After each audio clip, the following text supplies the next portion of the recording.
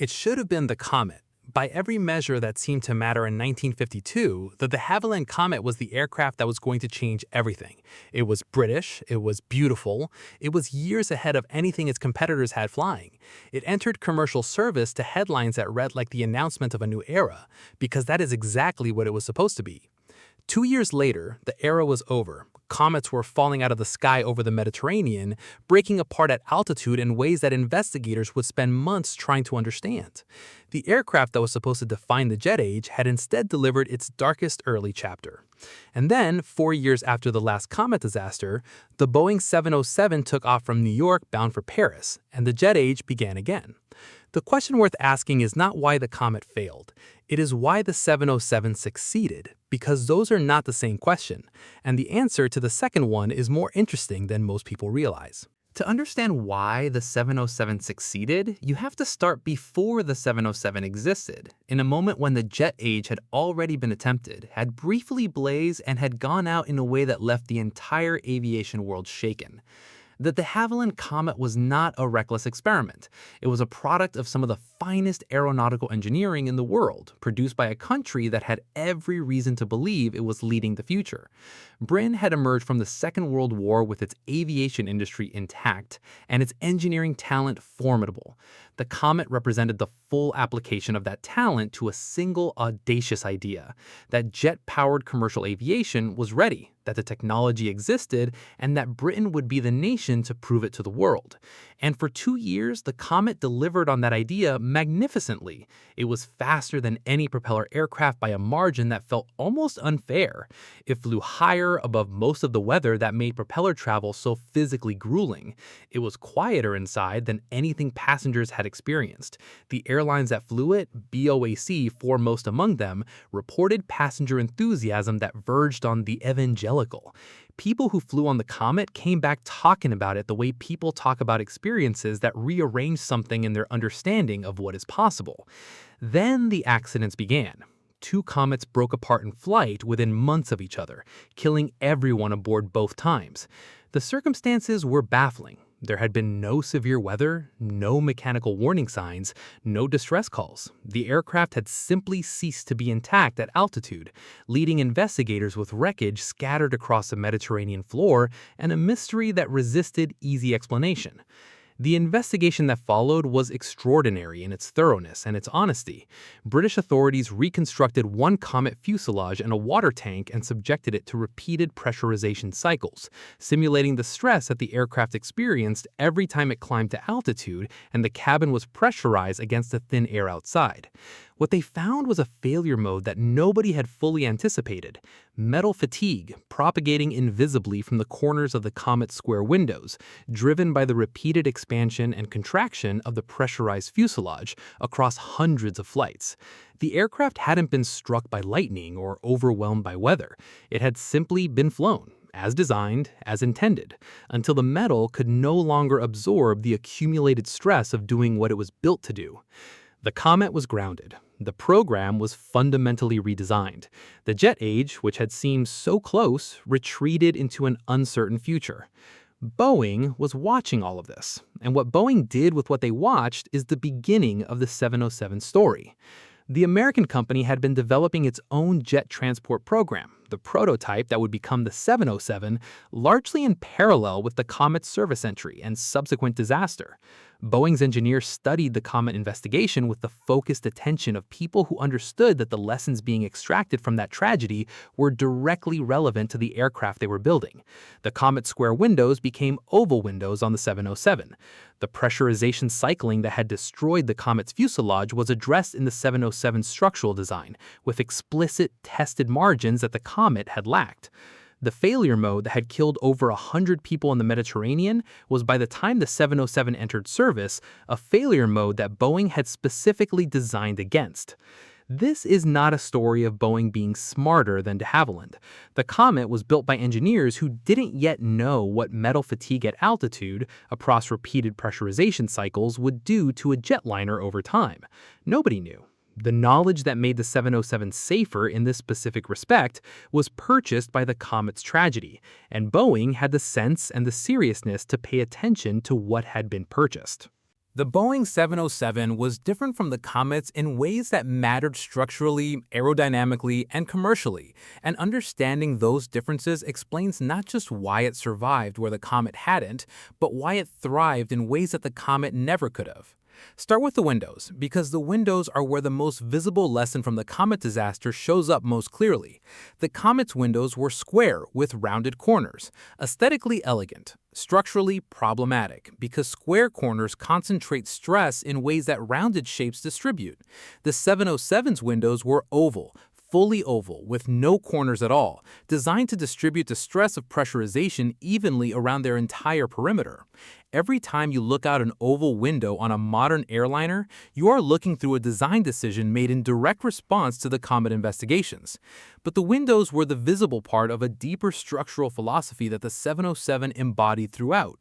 The fuselage was designed and tested with explicit attention to the pressurization cycling that had destroyed the Comet.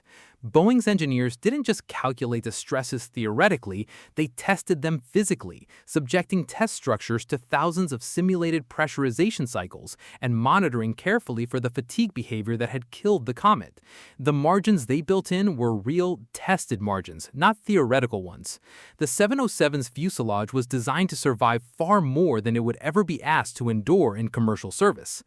The wing represented a different kind of lesson, not from the Comet specifically, but from Boeing's own military jet experience with the B-47 and B-52.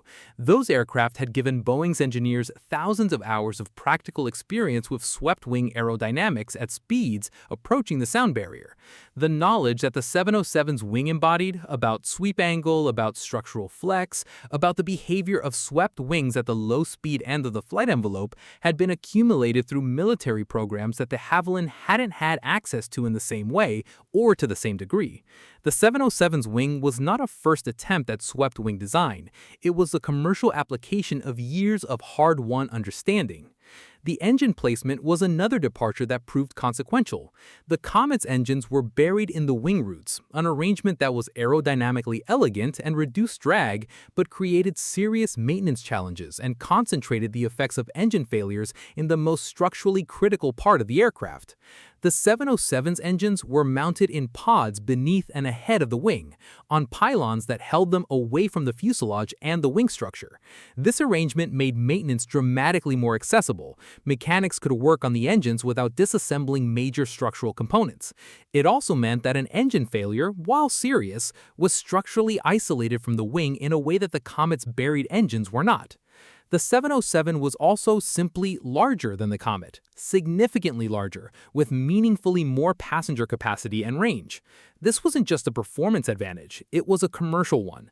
The economics of airline operation are driven fundamentally by how many passengers can be carried on each flight, and the 707's capacity made it viable on routes and at fare levels that the Comet's smaller fuselage could not have supported. The jet age, to be commercially sustainable rather than merely technically impressive, needed an aircraft that the airlines could actually make money operating. The 707 was that aircraft in a way the Comet was never quite designed to be. The people who flew the 707 into service in 1958 carried with them an awareness that the people who had flown the Comet into service 6 years earlier had not possessed. The awareness of what could go wrong and the specific technical knowledge of why it had gone wrong and how the aircraft behind them had been designed to prevent it from going wrong again. This awareness shaped the human experience of the early 707 in ways that are easy to underestimate. The pilots who flew the first commercial 707 services were not naive about the risks of commercial jet aviation. They had watched the Comet disasters unfold in the press. Many of them had followed the investigation closely as professionals who understood the technical details and grasped their implications. They knew that the 707 had been designed to address the specific failure modes that had destroyed the Comet. They also knew, because they were experienced enough to know this, that designing against known failure modes doesn't mean eliminating all failure modes. It means eliminating the ones you know about. That knowledge produced a specific kind of professional vigilance in the early 707 crews that was different from ordinary caution. It was the vigilance of people who understood that they were operating at the frontier of what aviation had proven it could safely do, and who took that position seriously in ways that shaped everything, from how they flew their approaches, to how they briefed their crews, to how they talked about the aircraft in the years afterward. The passengers on those early 707 services had a simpler but no less significant experience. Many of them were aware, at least vaguely, of the comet disasters. The jet age had been announced and then dramatically interrupted, and now it was being announced again. Boarding a 707 in 1958 required a specific act of trust.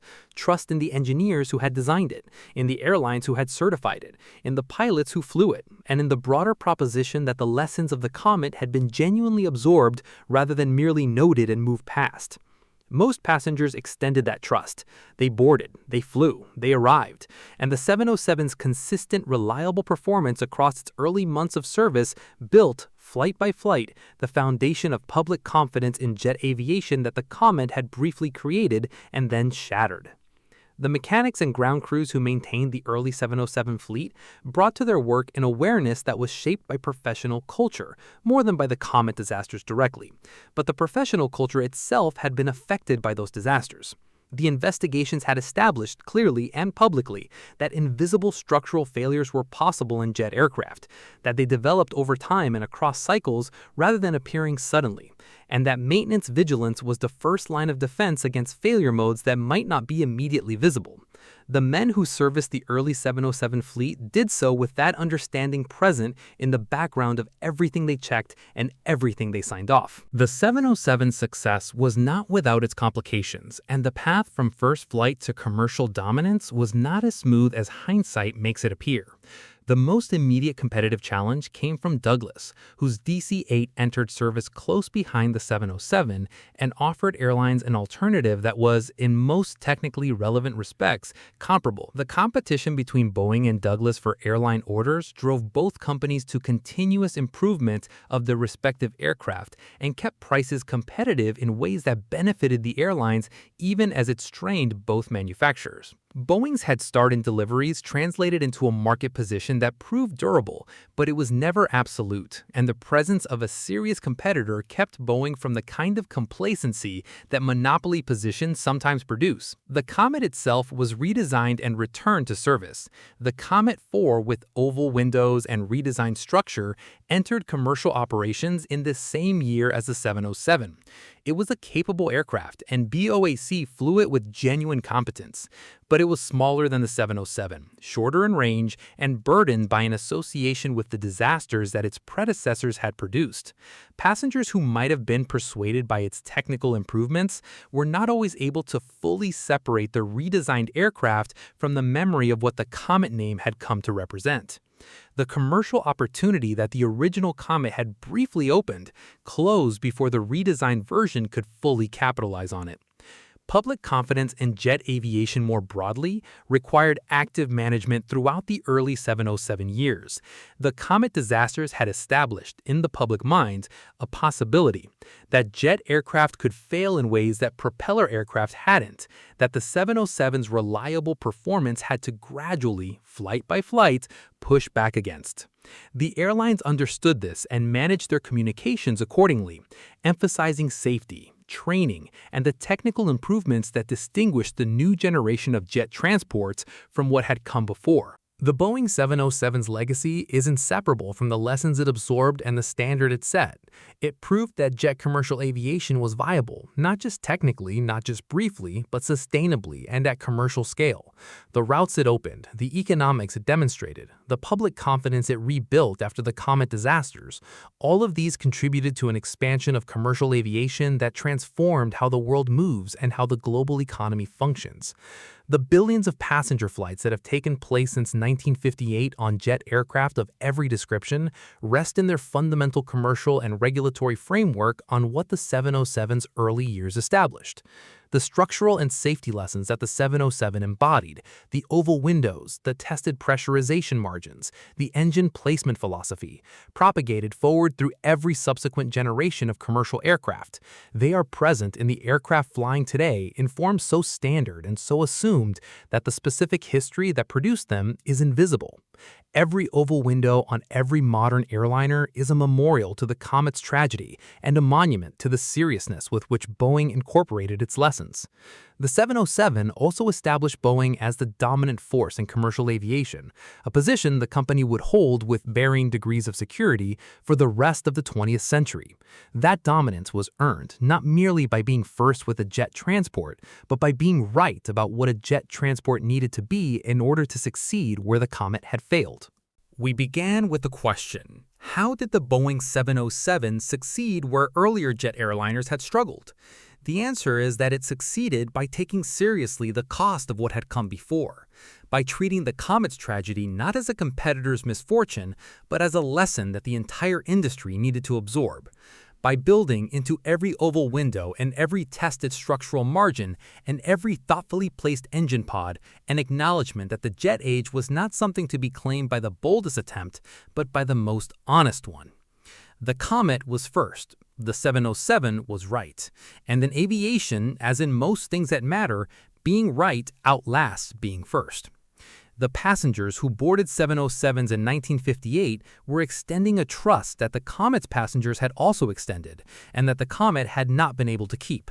The 707 kept it, flight after flight, year after year, route after route, until jet travel stopped being an act of trust and became simply the way the world moved.